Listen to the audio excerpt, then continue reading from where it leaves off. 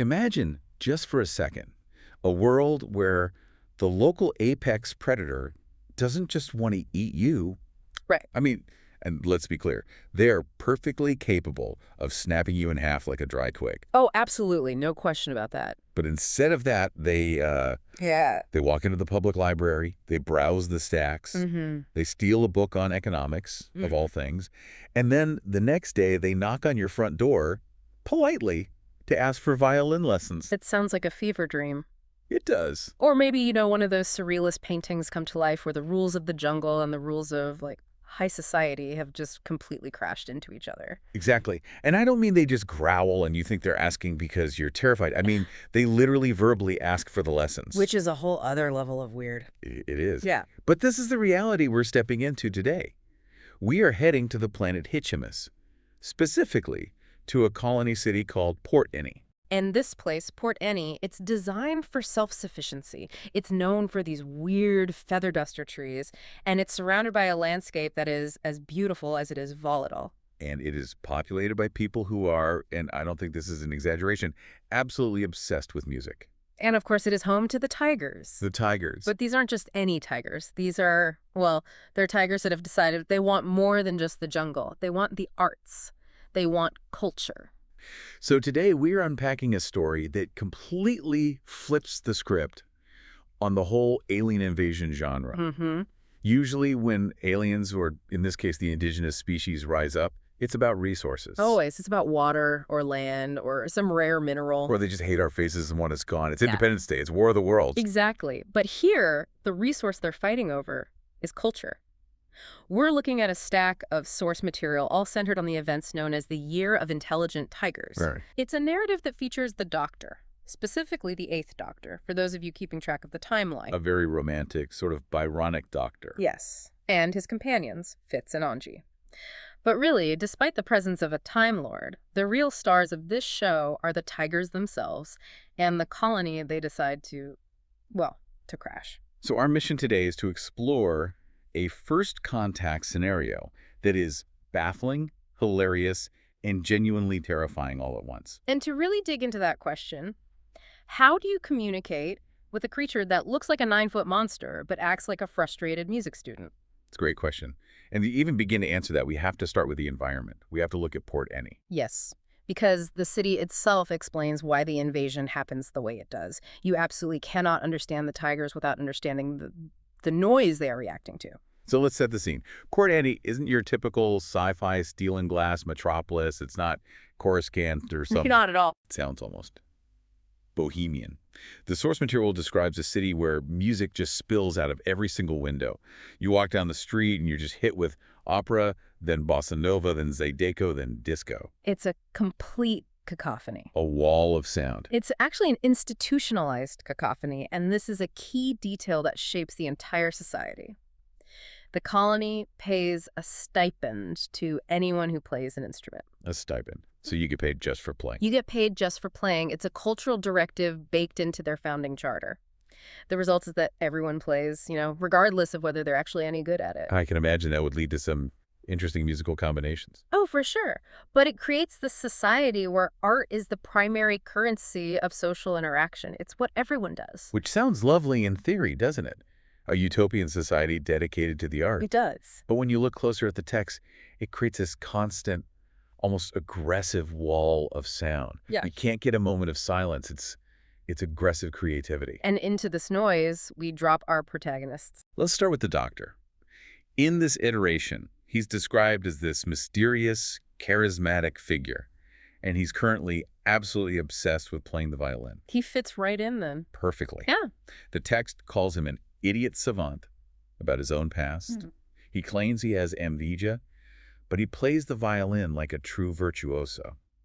It's interesting because the Doctor is usually the one who arrives and immediately starts running around, saving everyone. Right. But here he's distracted by the beauty of the music.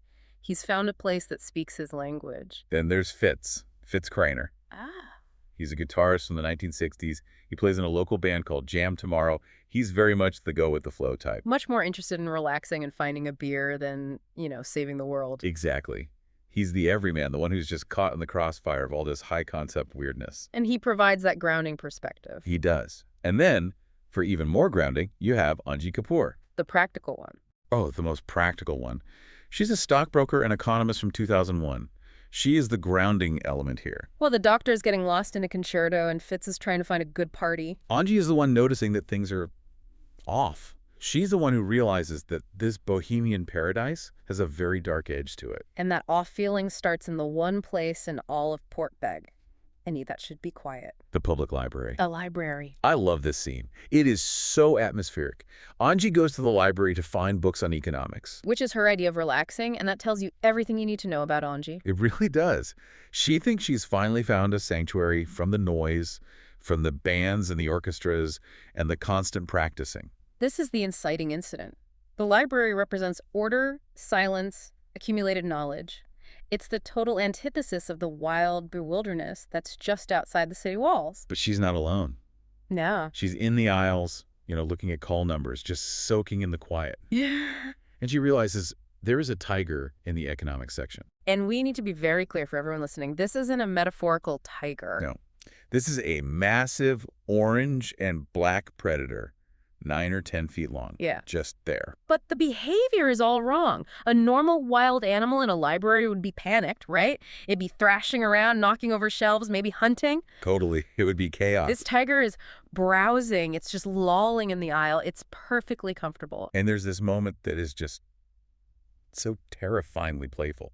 The tiger reaches out a paw and hooks a claw into Anji's trousers. It's not an attack exactly. No, it's like a house cat toying with a mouse. Yeah. But the cat weighs hundreds and hundreds of pounds and could disembowel you with a single twitch. It tears her pants, scares the living daylights out of her, and then, and this is the real kicker, It steals a book. it steals a book! It nabs a book on economics and just strolls out.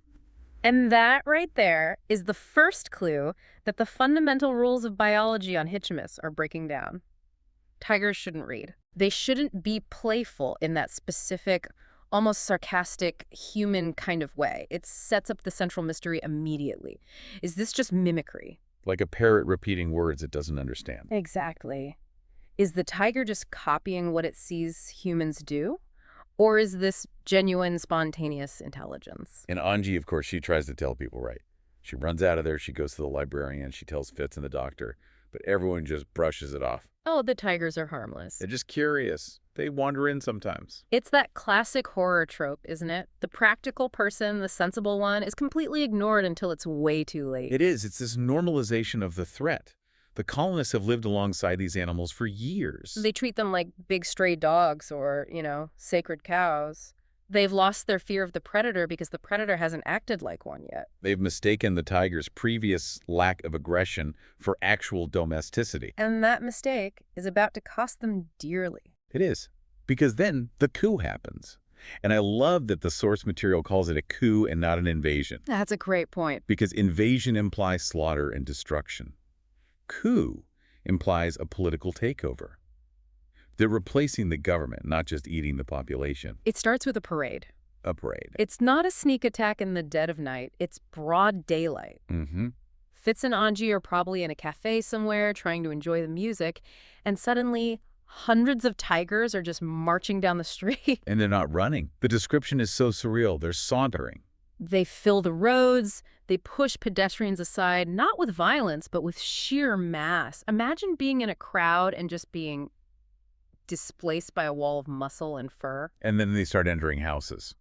Just imagine you're sitting in your living room listening to a record, and 3 9-foot tigers just walk in and sit down on your sofa. I mean, what do you even do? What can you do? The source material gives us this incredibly vivid image of Besma Greaves' house. She's the xenobiologist, right? The local expert on these creatures. The expert, yes. And they push their way right into her home. They don't attack her. They just occupy the space. They sit on her furniture, which just groans under their weight. They act like they own the place. It's a violation of the domestic sphere that is so deeply unsettling because it's so calm. There's no roaring, no smashing, just presence. It's the ultimate power move. Yeah. They don't need guns. They don't need weapons. They just need to be enormous and present in your space. And then comes the demand. This might be my favorite part of the entire story. They call a meeting. At the amphitheater. The main stage. A tiger named Big takes the stage, and the name is, well, it's literal. He is massive, even for a tiger. But the terrifying part isn't his size. It's what he's wearing around his neck. It's a purple disc. A vocoder. A talking tiger. A talking tiger. And he doesn't say, take me to your leader or surrender or die. No, nothing so cliche. He says, call me Big. I speak for the tigers. And then he drops the bombshell. We want your culture. We want to add everything you know about music to everything we know. Just pause and think about the implications of that sentence. It's staggering. They have seized the spaceport. They have cut the power to the communications array so no one can call for help. They have suspended all human laws. They have, for all intents and purposes, conquered the city. And they don't want the technology. No. They aren't asking for the blueprints to the starships or the power core schematics. They want art. It's completely baffling to the humans. Why would you conquer a city just to get music lessons? Why risk a war for a concerto? It speaks to a hierarchy of needs that is completely and utterly alien. For the tigers, they've already mastered the physical world. They are the apex predators. They don't need tools to survive. They are perfect biological machines. So they've looked at humanity. And they've identified the one thing we can do that they can't: create complex, emotional, abstract art. They see it as the missing piece of their existence. They view culture as a resource. A resource they can just take. But they go about it in the most thug-like way possible. Oh, absolutely. They round up the music teachers, specifically the teachers. They take Carl Sadeghi, this famous composer the Doctor has been working with, and they just march him and the others out into the wilderness. It's a kidnapping. To us, yes. To them, it's acquiring resources. We need to learn, so we will take the teachers. It's a brutal, simple logic. It shows they understand the value of the knowledge, but have zero concept of the morality of how you're supposed to get it. So now we have to dig into the what. What are these creatures? Because Besma Grieve, the xenobiologist, she's adamant in the text that these are not tigers. No. They look like tigers, they act in some ways like tigers, but under the hood, it's something else entirely. Tiger is just the label the colonists slapped on them. Exactly, it's a shortcut. But Besma's notes, they break it down biologically. First off, they aren't mammals. Okay, so how do we know that? No milk ducts, no nipples, they don't nurse their young. So no tiger milk. That's a pretty clear differentiator. A very clear one. And the fur. It's not hair. It's actually hardened skin plates that have frayed at the edges into these stiff spines. So if you were to pet one? It would feel like petting a porcupine made of scales. It's stiff, bristly, it's convergent evolution. They look like tigers because that shape works for a predator in this environment. But the biological engine underneath is completely different. And the hands. We have to talk about the hands. Oh, the hands are crucial. 6 fingers on each paw. 6. And they have 2 thumbs on each hand. Opposable thumbs. 2 of them. That gives them incredible dexterity. It's what allows them to interact with human tools. They can hold things. They can, turn the pages of a book. They can theoretically hold a violin bow. That's the key. That dexterity is what makes their demand for music lessons even plausible. But the real biological kicker, the thing that drives this entire plot and explains their strange, sudden intelligence, is this alternation of generations theory. This is the most science fiction element of their biology, and it's fascinating. Can you unpack that for us? Because this feels like the key to understanding why they're so weird. It is the key. So Besma observes that the tiger's intelligence seems to alternate generation by generation. You have the parents. They're often referred to as the yellows because their fur fades as they age. Okay. And they are animalistic. They're barely sentient. They act like, tigers. They operate on pure instinct, growling, hunting, sleeping. And then they have kids? And then they have kids, the oranges. The children are born with this vibrant orange color, and they are highly intelligent. They are the ones capable of speech, of strategy, of organizing a coup. They are the ones asking for books and music. So wait, smart tigers have stupid kids, and stupid tigers have smart kids, like a toggle switch flipping back and forth. That is the pattern. And it's a tragedy, really. A tragedy? How so? Well, think about it from their perspective. You are a genius. You're capable of abstract thought, of philosophy, of art, and you're born to parents who cannot speak to you. They can't understand you. You try to talk to your mother about music theory, and she just growls at you. Wow. And then, with absolute certainty that when you have children, they'll be those same dumb animals. You are intellectually isolated in time. You have no past you can access and no future you can really influence. Precisely. You can't pass down oral history to your kids because they won't understand it, and you can't learn from your parents because they're just growling beasts. That creates a culture that must live entirely in the now. Exactly. And that explains their desperation for music. Music is immediate. You feel it in the moment. It bridges gaps that language can't. It appeals to a species that has no history and no future. Music is the only legacy they can share across that intellectual divide. That's incredibly sad. It is. But it also raises the question, is this natural? Besma seems to think it's suspicious. Deeply suspicious. Evolution doesn't usually work like a toggle switch. It's a gradual curve, not an on-off button. No, this suggests interference. It suggests something in their environment is triggering this intelligence every other generation, which hints at the stella, those ruins out on the plains, which we will definitely get to.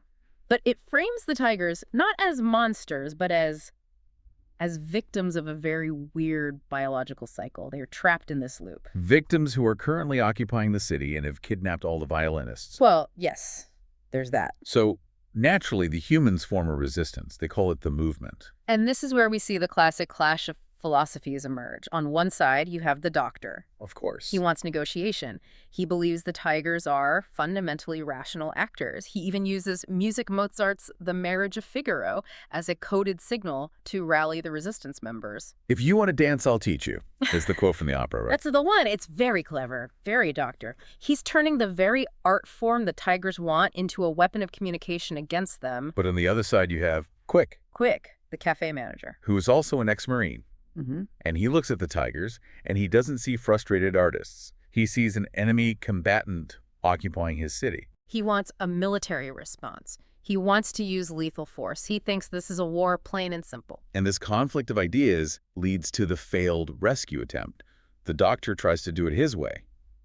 Sort of. He leads a charge on horseback. It's a very cinematic scene in the text. It is. The doctor, on a black horse, thundering across the plains to rescue the music teachers. It feels like something out of a Western. But it goes wrong. It goes very wrong because the humans completely underestimate the tigers' discipline. They expect them to break and run like a pack of wild animals. But they don't. They hold the line. They are an army, and they use the hostages as shields. There's this horrific moment where a tiger pins Carl Sadeghi, the composer, to the ground, and the doctor has to make a choice. Press the attack and almost certainly get Carl killed, or retreat and let the tigers win the day. And he halts. He chooses Carl. And this is significant. The doctor promises he'll come back, but he realizes in that moment that a direct assault is just going to lead to a massacre. He sees that the tigers are strategic thinkers, not just beasts. Meanwhile, back at the resistance base, we get the comic relief of the situation. Oh, it's... Fitz decides he needs protection, so he builds himself a suit of tiger-proof armor. Out of foam padding and a plastic Valkyrie helmet he found in a theater prop room. It's completely absurd. It is such a Fitz move. He walks out onto the plains looking like a demented, low-budget Viking, thinking he's completely safe. And what happens? A tiger named Rue just knocks him down and unbuckles the armor. He unbuckles it. He doesn't claw it apart. He understands how the buckles work. That's hilarious, but it's also a serious reality check, isn't it? It is. It highlights the physical disparity. Humans cannot fight these things hand-to-hand. The tigers are too strong, and now we know they are too smart to be fooled by a foam suit. Rue unbuckling the armor is terrifying because it implies this deep practical intelligence. It just underscores why Quick's military plan is so dangerous. If this turns into a brawl, the humans lose. Badly. So the rescue fails. The humans want to escalate. They want to start using lethal tranquilizer darts. And the doctor is disgusted by this, the whole desire for war. And in typical doctor fashion, when he can't get his way through reason, he just walks away. He goes solo. He heads straight into the wilderness. This is the wild area outside the city. He's stripping away the technology, the politics, all the arguments. He's going to meet the tigers on their own turf. He's making himself completely vulnerable to try and understand them. And of course, he almost immediately gets a stalker, a tiger named Bounce. Bounce is a really interesting character. She tracks him, but she doesn't attack him. No. And the doctor, sensing her presence, he doesn't run, he doesn't hide. He does the one thing he knows how to do. He plays the violin. He plays a folk song, John Barleycorn. Music as a bridge. There's that theme again. And Bounce is mesmerized by it. She doesn't want to eat him. She wants the song. Why a folk song, do you think? Why not Mozart or Sadeghi? Folk music is simpler. It's more primal. It's about the land, the seasons, the cycle of life and death. It probably resonates with a creature of the wild more than a complex symphony might. It's music from the earth. And then nature intervenes. A hurricane hits. The weather on Hitchemus is notoriously violent. A massive storm. They get caught in a mudslide. This is a huge turning point, isn't it? It is. The storm just strips away the roles of invader and defender. They are just two biological entities trying not to drown in the mud. There's this incredibly intimate moment described where they're both swept away, tumbling through the mud and the water. They survive it together. And afterwards, the doctor's just cleaning himself up, cutting his mud-matted hair with a pocket knife. He looks over at the tiger and says, "Small waifs in the woodland wet." It's a bonding moment. He stops being a human invader or an alien observer, and he just becomes a fellow survivor. And because of that, Bounce trusts him. She takes him to the gathering. The heart of the Tiger Society. And what does he find there? Because up until now, we've only seen them as these disciplined, silent invaders. He diagnoses their society, and he realizes they are brilliant, but they're also deeply unstable. They have the teachers, the human hostages, but the teachers are suffering. Not because the tigers are being malicious, though. Not at all. It's neglect. The tigers just don't know how to take care of humans. They're feeding them flowers and raw meat. They aren't providing proper shelter. Because the tigers don't need shelter, so they assume the humans don't either. It's a lack of empathy that comes from pure ignorance, not malice. They assume everyone is as tough as a 10-foot-tall tiger. Exactly. And the doctor, seeing this, confronts Big, the leader. And this is such a brave, foolish moment. He walks right up to him and tells him, "You can't sustain this. Your plan is failing." And Big's response is just to sit on it. He just sits on him like a person flopping into a beanbag chair. A show of absolute casual dominance. I am bigger than you.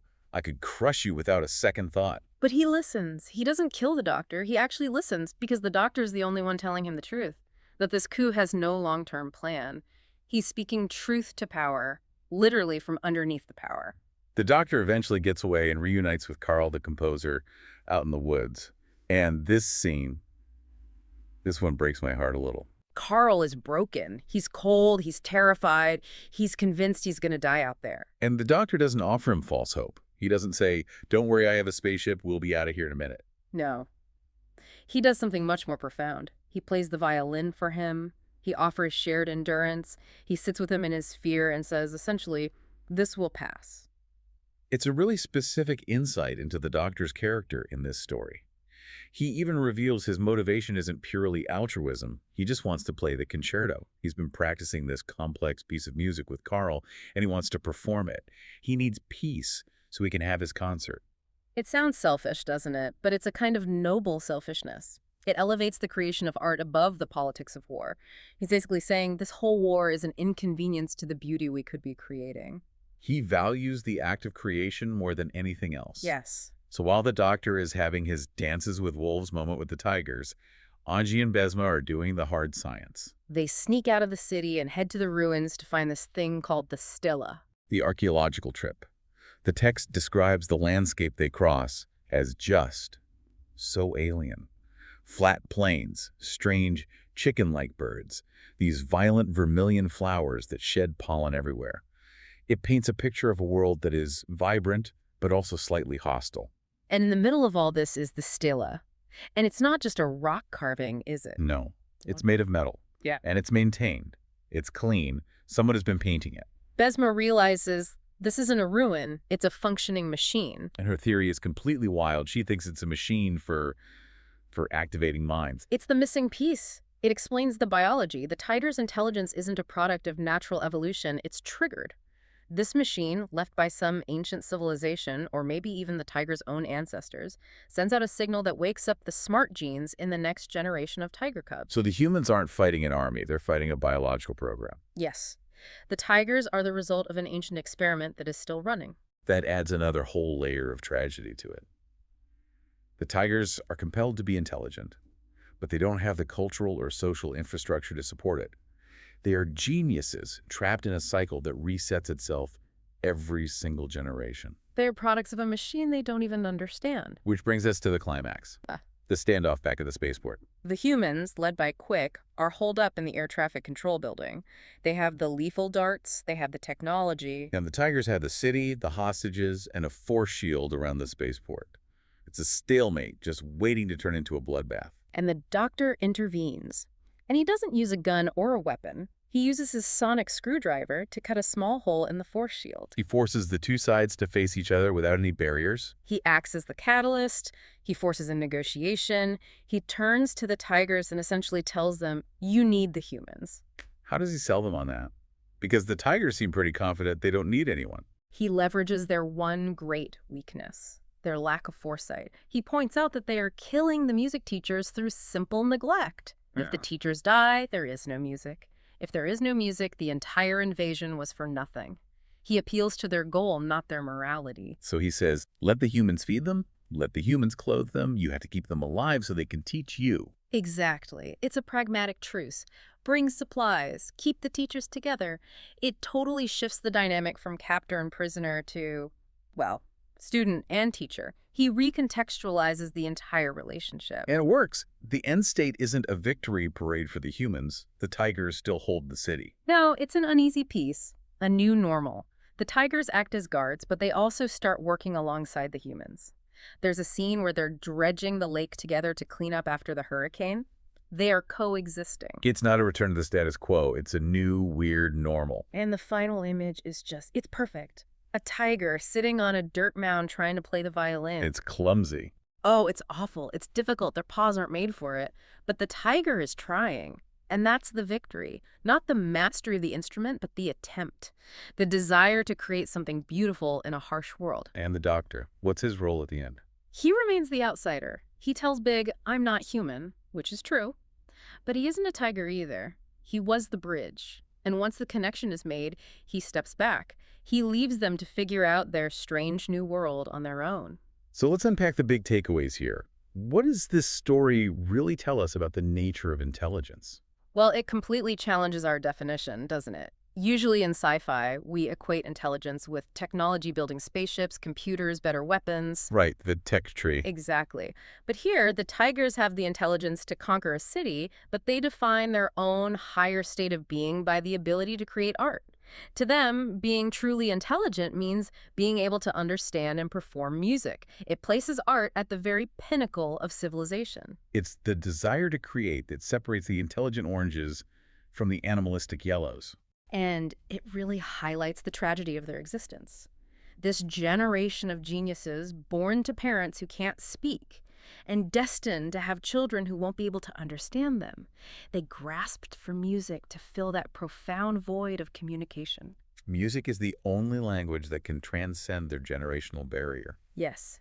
And it makes you look at the monsters completely differently. They weren't invading to destroy. They were invading because they were lonely. Profoundly lonely. They were reaching out in the only way they knew how, with force, because that's their physical nature, but for a goal that was, in its own way, incredibly pure. Here's a thought to leave you with today. We talked about that Stella, that ancient machine that wakes up the genius gene every other generation. If you found out that your potential for genius, true genius, was hidden away in your DNA, just waiting for a signal to wake it up, would you activate it? That's a great question. Even if it meant you could never truly relate to your parents or your own children ever again, even if it meant you would be completely isolated in your own brilliance. Is intelligence worth that kind of isolation? That is the real question, isn't it? That's the price the tigers pay. And it's a very steep price for a violin lesson. It is. It forces us to ask what we're really willing to sacrifice for enlightenment. Indeed. Well, that's it for our deep dive into the year of intelligent tigers. Keep your ears open and watch out for tigers in the library. And if you do see one, maybe just let him finish his book. See you next time.